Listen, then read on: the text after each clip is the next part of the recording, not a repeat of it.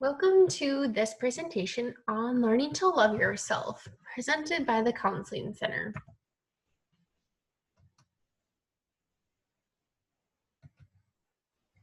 So for some information here about our Counseling Center, there's several different ways to learn more or talk with one of us. You can set up an appointment or learn some more information by stopping in our office. You can give us a phone call, send us an email, or you can even check out our website. We have a ton of different resources and information available on here. Lots of stuff available on that website, and that's just at mnsu.edu/counseling. Quick outline of what we're going to really kind of dive in and discuss here today. We're first going to start with what is self-love. We're going to talk about what is self-esteem, throw in some mental health facts, and then we're going to discuss developing self-compassion, how to do this, and then how to improve your self-esteem is what we're going to wrap up this presentation with. So to start with, what is self-love? It's one of those buzzwords that we hear all the time, but do we really know what it means? So self-love is not simply a state of feeling good. It is a state of appreciation for oneself that grows from actions that support our physical, psychological, and spiritual growth. Self-love is dynamic. It grows through actions that mature us. Self-love is having compassion for ourselves. And self-love is having high regard for your own well-being and happiness. There's a lot of different things what self-love is, but remember, it's dynamic, it's personalized. That's not simply a state of good feeling. It's appreciation, it's happiness that you have for yourself and your own well-being. A couple more here of what self-love is. Self-love means giving yourself what your body, your brain, and soul needs for the marathon that is life. Life can be so hard and so challenging at times. But if we're self-loving ourselves, if we have this self-love, we're doing our body good. We're doing our brain and our soul good so we can get through life. Loving yourself has no conditions. Relationships have conditions. Jobs have conditions. Everything seems to have conditions, right? You do this for me, I'll do this for you, kind of thing. When you love yourself, there's no conditions. There's no strings attached. When you love yourself, you love yourself. We love ourselves by continuing to believe in ourselves even when we fail. And so, even if we make mistakes, even if we fail, we continue to love ourselves. And self-love means not settling for less than what you deserve. So you should always be aiming high, aiming for the sky. And so if we have self-love for ourselves, that means we're not going to settle for something less than what we deserve. We're always going to be trying to go for it all the way. We're always going to be reaching high. This is what it means to have self-love. So then what is self-esteem and how is it so different? So self-esteem is an individual's subjective evaluation of their own worth. And self-esteem is confidence in one's own worth and abilities. And so having good self-esteem is so important, as that is what allows us then to love ourselves. If we believe in ourselves, if we have confidence in our worth and our abilities, we're right on track then for loving ourselves. And loving ourselves is going to come a lot easier when we have faith in ourselves. But what can cause negative self-esteem? So negative thoughts about oneself definitely are going to cause negative self-esteem. If we're down-talking ourselves, if we're down-talking our abilities, we're not going to think we're worthy. We're not going to have faith in ourselves. And so negative thoughts about yourself are going to cause some negative self-esteem. If we're constantly experiencing a steady diet of disapproval from important others, whether these are family members, friends, professors, supervisors, bosses, or supervisors at work, If we're constantly getting that steady diet of disapproval, constantly being put down or not thought of in a very positive, likable way, this is definitely going to have a negative effect on our self-esteem because we're going to believe it. If someone more important than you, like a boss or a professor or anyone like that, isn't proud of you, isn't acknowledging your accomplishments, we're likely going to believe them. We're likely going to believe that for ourselves. And this can cause a lot of negative self-esteem. If we're experiencing issues at work or school, this can cause a lot of negative thoughts in itself. But these issues, they can cause some negative self-esteem as well. Doubting ourselves, doubting our abilities, they come from the issues that we experience at work and school. Or if we're having problems in our relationships, this can have a huge effect on our self-esteem. If there's negative talk happening, if there's a lack of confidence, lack of trust in yourself, even within that relationship, this can cause a lot of negative self-esteem and a lot of harm to ourselves mentally and emotionally. But don't forget, these causes of what can cause negative self-esteem can be so different for everyone else. Each person experiences life differently, and they experience, the self-talk differently. They might not relate with anything on this list. Maybe that's you. Maybe you're not relating with anything on this list, but you have a long list of things on your own that you would put on this list. That's completely okay, because you know what? This is all personalized.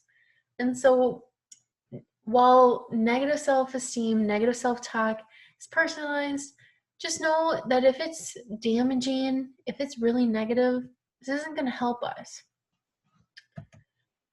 So we talk about how negative it is, and there's that. But why is self-love so important? Why is it necessary to love ourselves? Well, we know from research that there are several facts out there. And so 75% of females with low self-esteem reported engaging in negative and potentially harmful activities when feeling bad about themselves. So either when other people were telling them messages or they were telling themselves some negative messages and they were experiencing this low self-esteem, they were way more likely to engage in potentially harmful activities, whether that be suicidal thoughts, self-harm, reckless driving, anything like this, anything that puts them in danger or puts them in a really negative position, that was caused by that negative self-talk, that negative self-esteem being put down on them. We also know from research that by high school, only 29% of girls reported being happy with themselves. So that means there's 71% other portion of girls who are unhappy with themselves. 71 is such a high number. If only 29 out of 100 girls were happy with themselves by high school, something's not right. This self-love is missing already starting in high school. A third of all girls in high school report believing that they are overweight, and 60% are dieting already at this age. So a third are already believing that they're overweight and starting to diet. Now, if we look at these numbers when they're in college, we can only imagine that they've, increased, especially if there was no intervention or no assistance or no self-love between high school and college. These negative self-thoughts, these negative messages that we tell ourselves, maybe that we're not pretty enough, maybe that we're not smart enough, or we're not thin enough, or we're not strong enough, or anything like this. It's a lot of negative self-talk that we're constantly feeding ourselves. So I'm just assuming that these numbers might be a lot higher, especially if we look at those statistics with college students. Young adults with low self-esteem are 1.6 times more likely to meet the criteria for drug dependency than others. So we know that starting at such a young age, These young adults, whether they're in middle school, high school, if they have this low self-esteem and it sticks with them, they're way more likely to become dependent on drugs or alcohol than others who maybe have a more positive outlook on life, have more self-compassion, self-love for themselves. And then 20% of people who report having low self-esteem also experience varying levels of depression. So when we talk about low self-esteem, it goes hand in hand with depression or feeling sad, kind of run down. And so, it's very sad to see these things all go together. And like the staggering numbers is crazy. I know a lot of these facts had, reports of like female populations, but just know males experience this just as much as females do. It might be underreported a little less, just because of the stigma and not having accurate representation. But everyone experiences this, and everyone knows, or we need to let everyone know how important self-love is. And so that's what we're going to talk about here in this slide, and then in the next couple of slides, of why is self-love so important. We know that it plays such a significant role in your motivation and success through life. If you love yourself, if you have faith in yourself, if you have that belief that you can do it, this is your motivation. This is what's going to help you succeed in college, at work, in all your relationships, and in life in general. You also know that low self-esteem or low self-love can hold you back from succeeding at work or school, since you don't feel capable of success and you don't believe in yourself. And so this is why it's so important. We want to succeed in life, in school, at work. But if we don't think we're capable of this, if we don't believe in ourselves, it's going to be so much harder to succeed. So how can we become more self-compassionate? How can we develop more self-love for ourselves? We call it self-compassion. Becoming mindful is the first one. Becoming mindful of what you're telling yourself, what you're allowing other people to tell you. Becoming mindful helps us become more self-compassionate. Act on what you need rather than on what you want. So we know that we need certain things in life. We need support systems. We need those people who are going to be there for us in good times and in hard. We need those people there who are going to motivate us, to push us, and encourage us in a positive way. And so while we want people in our lives, we want friends, we want those people there, we need people who are going to be there for us, who are going to be supportive and positive. And that's going to help us be more self-compassionate about ourselves. We also encourage to practice good self-care to help us love ourselves and help us become more self-compassionate.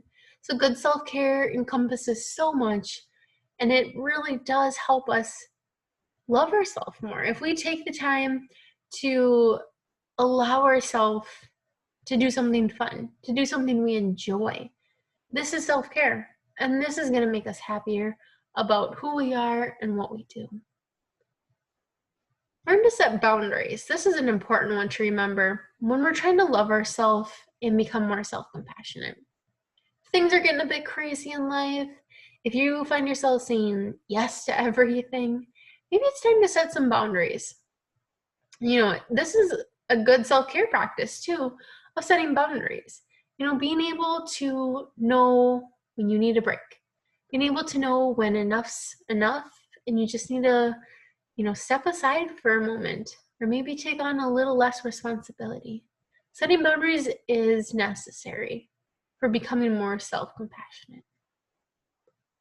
Protect yourself from people who do not respect you. So this is, kind of weeding through your friends list. Maybe it's deleting those people on social media who are really negative and have nothing positive ever to say. We want to protect ourselves from people who do not respect you, others, or even themselves. We want to buffer our lives and our social networking areas with people who are going to be beneficial, people who love themselves, so that way we can learn from them and we can, do these same things. Definitely going to help us become more self-compassionate and love ourselves more if the people around you are doing the same thing. Learning to forgive yourself. This one might be so hard for some people to do, but it's definitely necessary. There's a lot of grudges we can hold against other people, but even more that we hold against ourselves.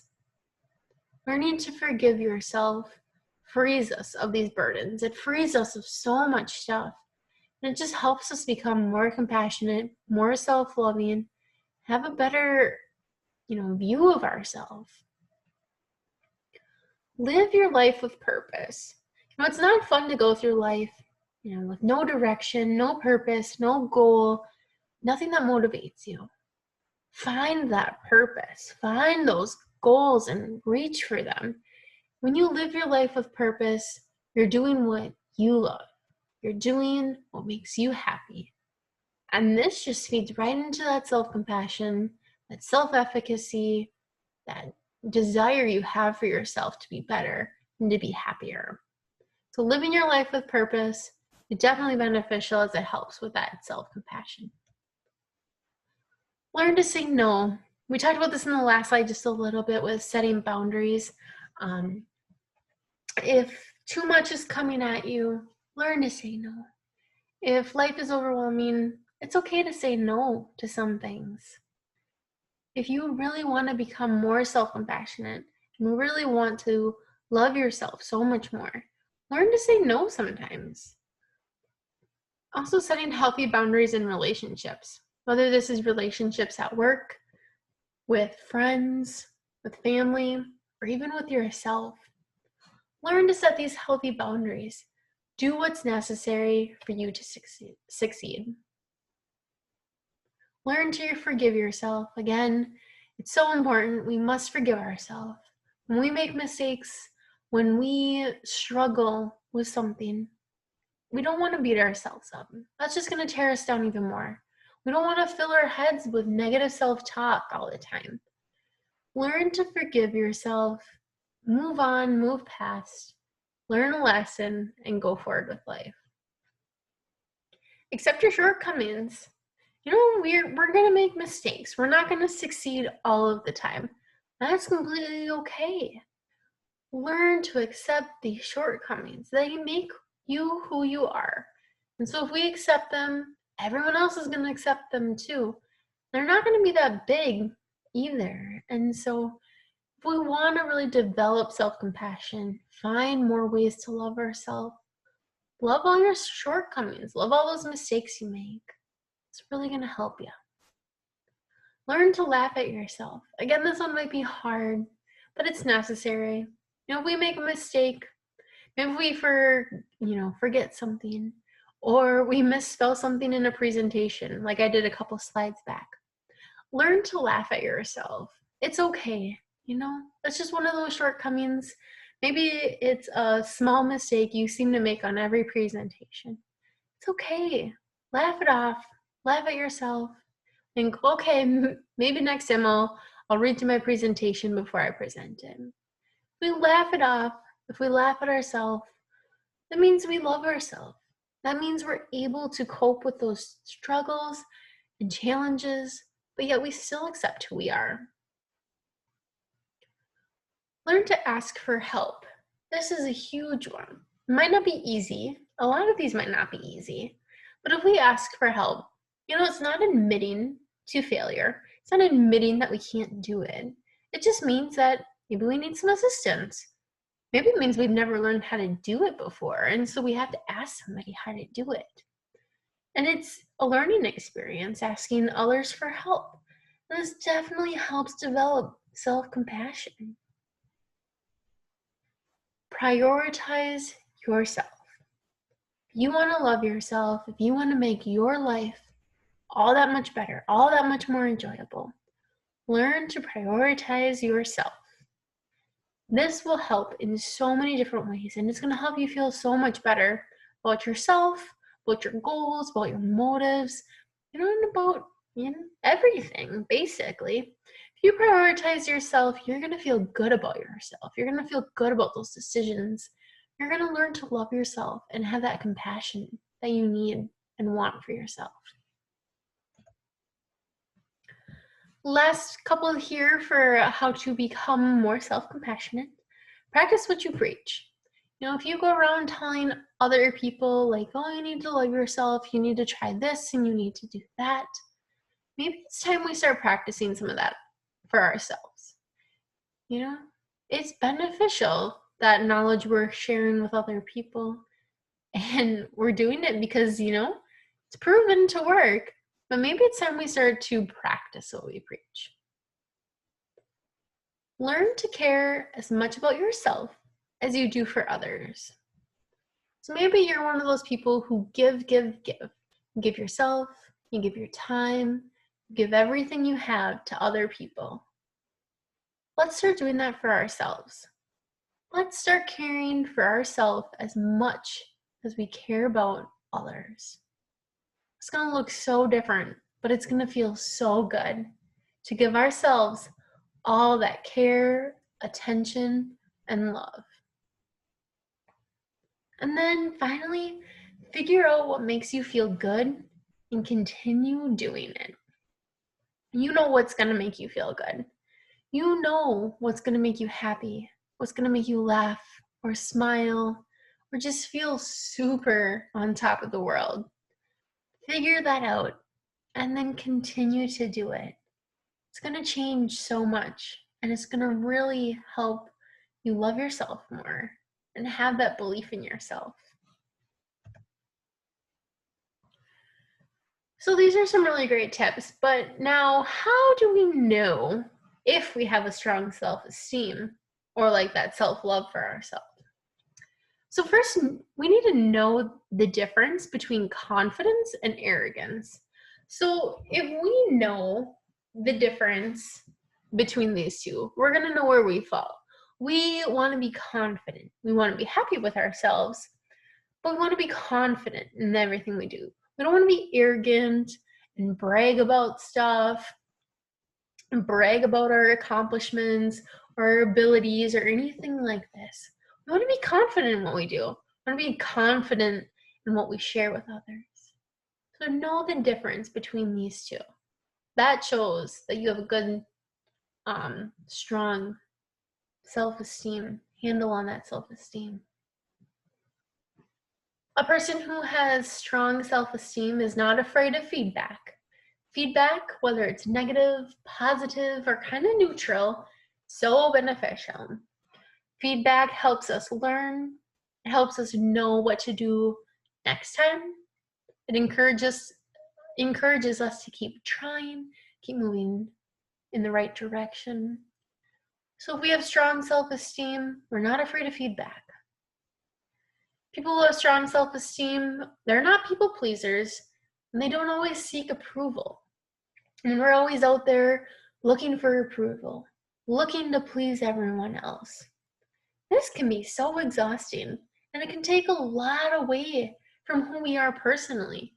And it's not going to help us actually believe in ourselves or have confidence in ourselves. So if you want to know if you have strong self-esteem or not, take note if you're a people pleaser or if you're constantly seeking approval.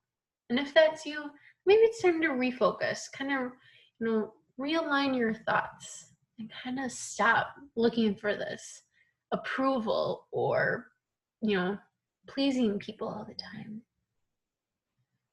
Another sign of strong self-esteem is that people are not afraid of conflict.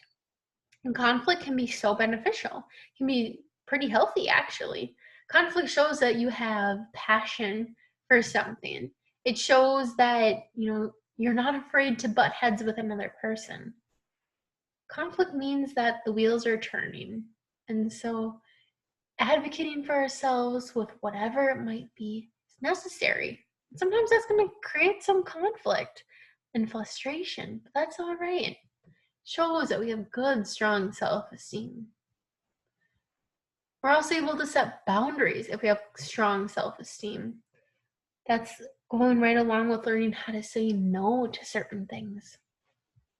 If we're able to set boundaries, kind of, you know, voice our needs and opinions, set those boundaries, say what's on our mind, that shows that we have strong self-esteem, shows that we believe in ourselves, that we're able to trust those gut feelings and actually get somewhere with them. People who have a strong self-esteem, they're more assertive, but they're not pushy. So assertive means that you know what you need, you want, and you go for it. You get it. If you need to talk to your boss about something, someone who has strong self-esteem, who believes in themselves and is assertive, they're going to convey that message. But they're not going to be pushy about it. They're not going to be demanding or anything like that. There is a difference, and that needs to be noted. Someone who has strong self-esteem is not a slave to perfectionism. Perfectionism can be so dangerous, and it can cause a lot of frustrations, and it can take away that love we have for ourselves because we might not think we're ever good enough. With perfectionism, we're always striving for perfect. And so if we love ourselves, if we have this good sense of self-esteem, we're not a slave to perfectionism anymore. We're also not afraid of setbacks or failures. We don't feel inferior. These are really negative things again. Feeling like you're a failure, you're less than, or even that things are gonna set you back in life. This isn't good, healthy self-esteem. This is really negative stuff. But if you have strong self-esteem, you're able to accept who you are, flaws and all, whether they're big flaws or small, nobody knows that but you. And so if you're able to accept who you are in all your blazing glory, that's going to show that you love yourself, that you care about yourself, that you believe in yourself. It's going to show that you have strong self-esteem. So I just appreciate you listening to this presentation. I hope you learned something from it. If you ever have any more questions about loving yourself, or you really just want to talk to somebody about it, don't hesitate to stop by our office, talk with one of our counselors. You can set up an appointment by phone or by email. Or if you just want more information or resources, or to learn about maybe another topic that we might have a presentation on, you can do that on our website, mnsu.edu/counseling. There's a lot available there. And we're always happy and willing to help you with whatever you come in with. So thank you for listening to this presentation, and I hope you have a good rest of your day.